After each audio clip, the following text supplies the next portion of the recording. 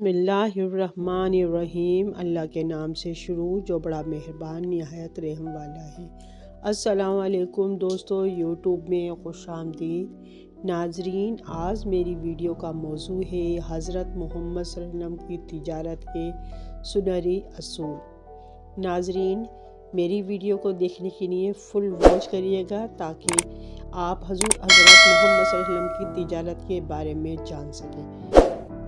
چلیں شروع کرتی ہوں۔ بسم اللہ الرحمن الرحیم۔ عرب ایک بالکل بے آب و گیا علاقہ ہے جہاں کھیتی باڑی کرنے یا مویشی پالنے کا سوال ہی پیدا نہیں ہوتا، اور چونکہ اس دور میں اہل عرب علم و ہنر اور فنون سے بھی ناآشنا تھے، اس لیے ان کے لیے معاش کے طور پر ایک پیشہ تجارت ہی بہترین قرار پا سکتا تھا۔ ویسے بھی جزیرہ نما عرب دنیا کے عین وسط میں ہونے کی بنا پر مختلف ملکوں کے درمیان ایک بہترین مقام اتصال تھا، اس لیے یہاں کے باشندوں کا عام پیشہ تجارت تھا، اور وہ تجارت کے سلسلے میں دور دراز کے ممالک کی طرف سیاحی کرتے رہتے تھے۔ ان کے تجارتی قافلے ہند سے لے کر بحر روم تک، اور دوسری جانب جنوب عرب میں عمان و یمن سے لے کر شمال میں فلسطین و شام تک چلے رہتے تھے۔ اس طرح یہ بڑی بڑی تجارتی شاہراہیں قبضے میں تھیں، اور ان کے بڑے بڑے تجارتی کارواں مال اسباب سے لدے ہوئے آتے جاتے رہتے تھے۔ موسم گرما میں ان کے سفر شمال میں شام کی طرف ہوتے، اور موسم سرما میں جنوب میں عمان و یمن کی طرف آبادی کا بیشتر حصہ اسی تجارت پر گزر بسر کرتا، اپنا بیشتر سرمایہ تجارتی کاموں میں لگائے رکھتا۔ قافلوں کی واپسی پر منافع آپس میں تقسیم ہوتے۔ یہ تاجر پیشہ لوگ دوسرے باشندوں کی بنسبت آسودہ تھے۔ ان میں سے قبیلہ قریش کا تجارتی مقام بہت بلند تھا، بلکہ وہ عرب کی پوری تجارت پر حاوی تھے۔ حضرت محمد صلی اللہ علیہ وسلم نے خواندہ قریش میں ہی آنکھیں کھولیں اور اسی تجارتی ماحول میں نشوونما پائی، لہٰذا آپ صلی اللہ علیہ وسلم تجارت جیسے مقدس پیشے سے الگ کیسے رہ سکتے تھے؟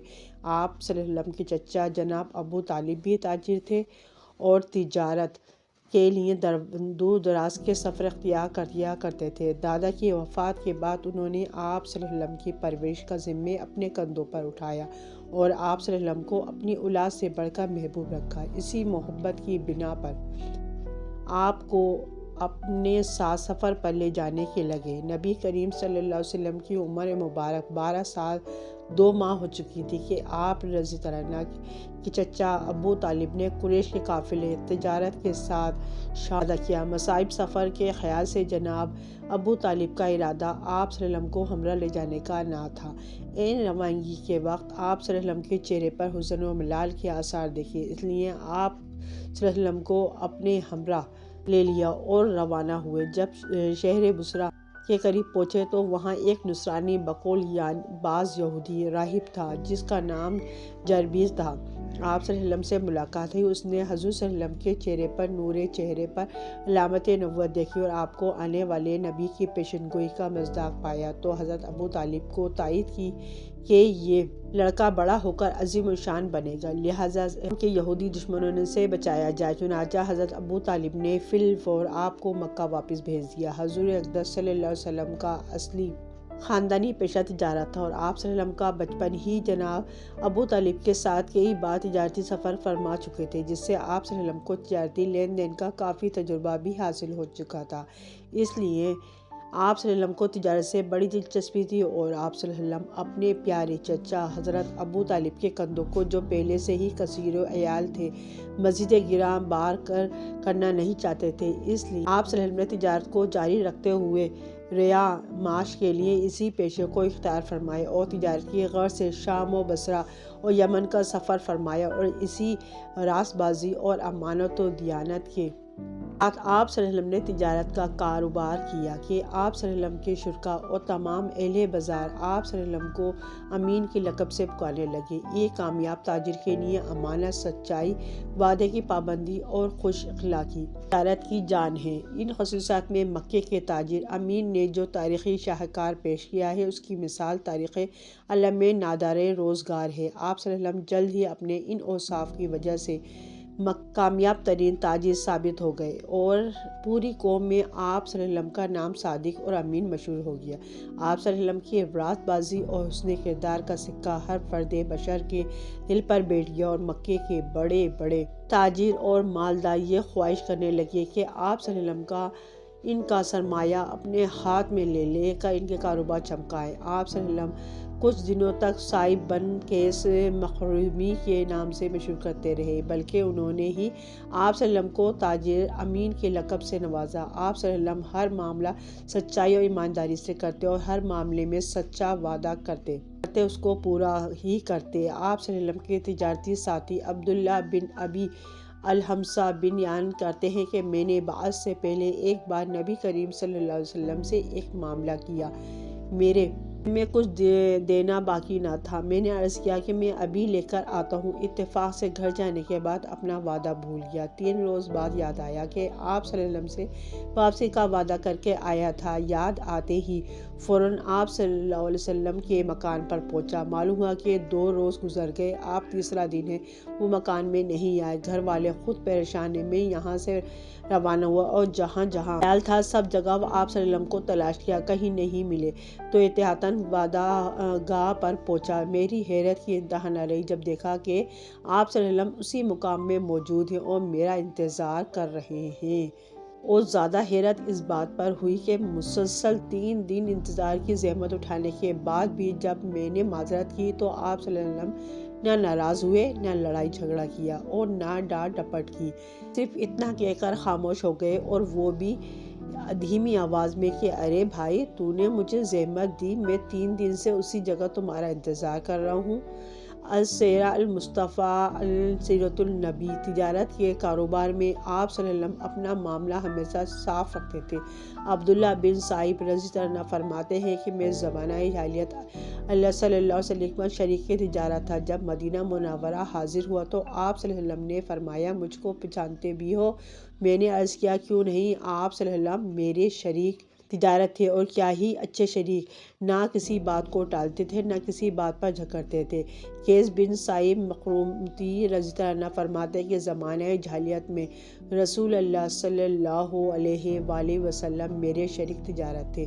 آپ صلی اللہ علیہ وسلم بہترین شریک تجارت تھے، نہ جھگڑتے تھے اور نہ کسی قسم کا مناقشہ کرتے تھے۔ عرب میں ہر سال جو مشہور تجارتی میلے منعقد ہوتے تو حضور صلی اللہ علیہ وسلم بھی اپنے سامان تجارت ان میلوں میں لے جایا کرتے۔ آپ صلی اللہ علیہ وسلم کی دیانت داری کی بنا پر آپ صلی اللہ علیہ وسلم کا سامان میلے میں آتے ہی ہاتھوں ہاتھ بک جاتا تھا۔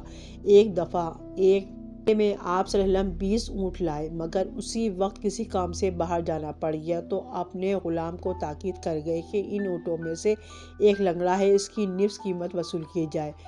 فارغ ہو آپ صلی اللہ علیہ وسلم واپس تشریف لائے تو اونٹ فروخت ہو چکے تھے۔ غلام سے دریافت کیا تو اس نے معذرت کی کہ مجھے خریداروں کو لنگڑے اونٹ کی بابت بتانا یاد نہ رہا اور میں نے اس کی بھی پوری قیمت وصول کر لی۔ آپ صلی اللہ علیہ وسلم نے خریداروں کا پتہ دریافت کیا تو اس نے بتایا کہ وہ یمن کی طرف سے آئے تھے۔ آپ صلی اللہ علیہ وسلم کو اس واقعے پر بڑا ملال ہوا تھا، فوراً غلام کو ساتھ لیا اور گھوڑے پر سوار ہو کر ان کی تلاش میں چل دیے۔ 1 دن 1 رات کی مسافت طے کرنے کے بعد ان کو پا لیا۔ ان سے پوچھا کہ تم نے یہ اونٹ کہاں سے خریدے ہیں؟ وہ بولے کہ ہمارے مالک نے ہمیں یمن سے میلے میں محمد بن عبداللہ صلی اللہ علیہ وسلم کے تمام اونٹ خریدنے کے لیے بھیجا تھا اور تاکید کی تھی کہ اس کے سوا کسی اور سے کچھ سامان نہ خریدنا۔ ہم وہاں 3 دن تک محمد صلی اللہ علیہ وسلم کے مال کو تلاش کرتے رہے۔ آخر 3 دن کے بعد ان کا مال منڈی میں آیا تو ہم نے اطلاع پاتے ہی خرید لیا۔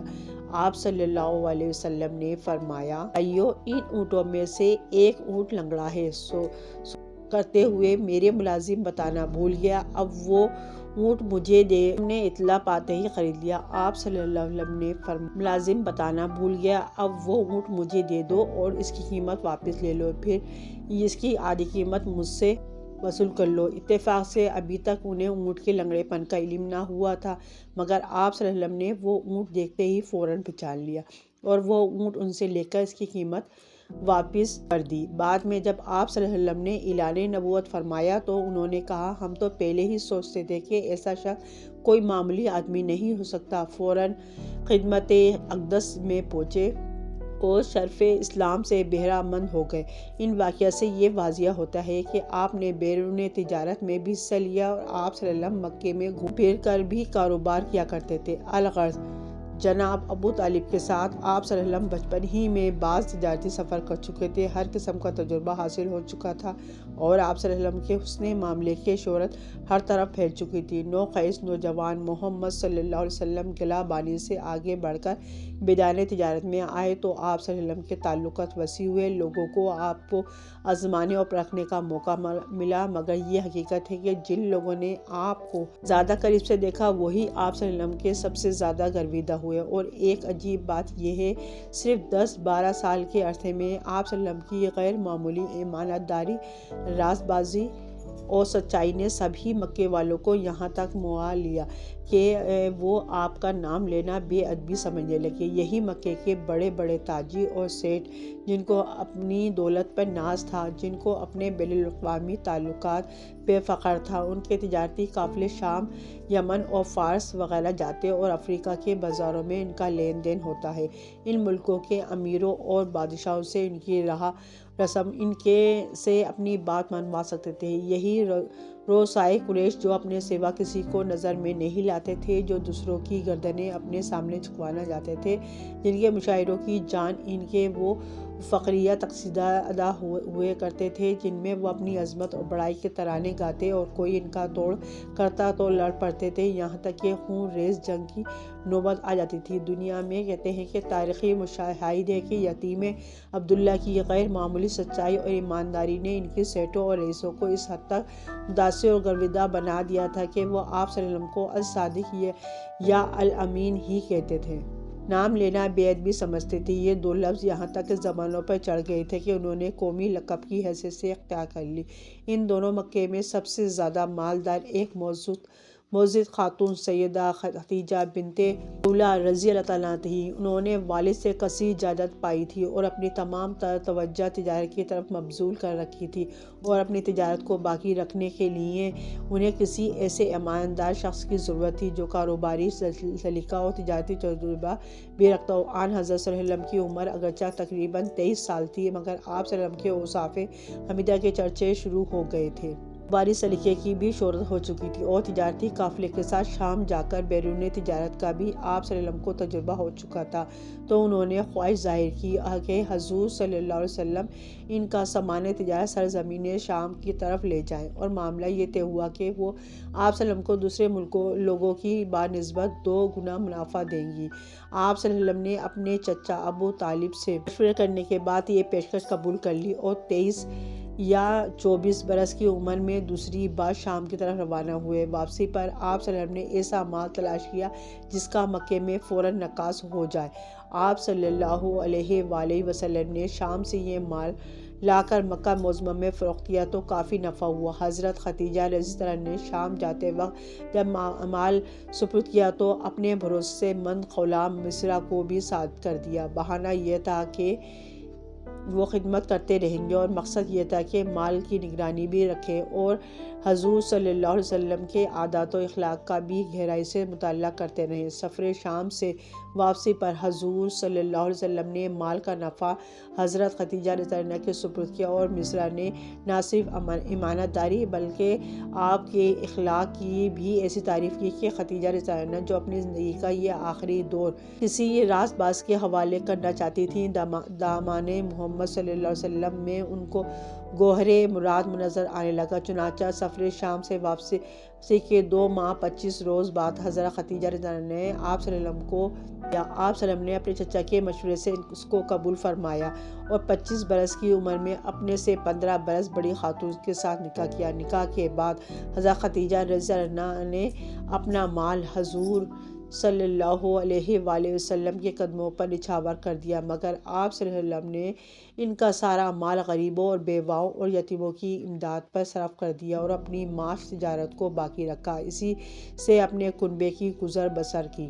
کی خاطر آپ صلی اللہ علیہ وسلم نے بصری مدینہ کی جانب کئی تجارتی سفر کیے۔ انہیں سفروں کے درمیان آپ صلی اللہ علیہ وسلم نے قریش کی تجارتی صحراؤں کے ہر پیچ و خم سے آگاہ ہو گئے، خصوصاً مدینہ کی سیاسی اور جغرافیائی حیثیت اچھی طرح سمجھ لی۔ چند ارشادات نبی صلی اللہ علیہ وسلم نقل کر دینا مناسب ہستیوں جن سے تجارت اور تجارت پیشہ لوگوں کی عظمت واضح ہے، میں امت کے لیے آپ صلی اللہ علیہ وسلم کا مقرر کردہ اصول بھی سامنے آ سکے۔ آپ صلی اللہ علیہ وسلم نے ایک بار سوال کیا گیا کہ کون سی کمائی پاکیزہ ترین ہے؟ آپ فرمایا، آپ صلی اللہ علیہ وسلم اپنے ہاتھوں سے کام کرنا، ہر حلال و جائز خرید و فروخت، تجارت میں حسن معاملہ، صداقت و دیانت اور راست بازی کی ہر دم تاکیدی نصیحت فرماتے رہے۔ فرمایا، قیامت کے روز تاجر فجار کی حیثیت سے اٹھائے جائیں گے، بجز اس تاجر کے جو اپنے معاملات میں خدا ترس رہا ہو، لوگوں نے حسن سلوک کیا ہو اور ہر معاملے میں سچائی کا دامن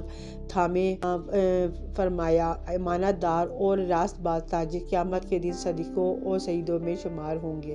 آپ صلی اللہ علیہ وسلم نے بیچنے خریدنے میں زیادہ قسمیں کھانے سے منع فرمایا۔ بیچنے اور خریدنے میں زیادہ قسمیں کھانے سے احتیاط برتو، کیونکہ اس طرح مال تو بک جاتا ہے مگر برکت جاتی رہتی ہے۔ ناظرین، اگر آپ کو میری ویڈیو پسند آئی ہو تو میرے چینل کو سبسکرائب کریں، بیل آئیکن پر آل کریں تاکہ آنے والی ہر ویڈیو کا نوٹیفیکیشن سب سے پہلے آپ کو مل سکے۔ اللہ پاک ہم سب کو بھی حضور صلی اللہ علیہ وسلم کی تعلیمات اور نقش قدم پہ چلنے کی توفیق عطا فرمائے۔ آمین ثم آمین۔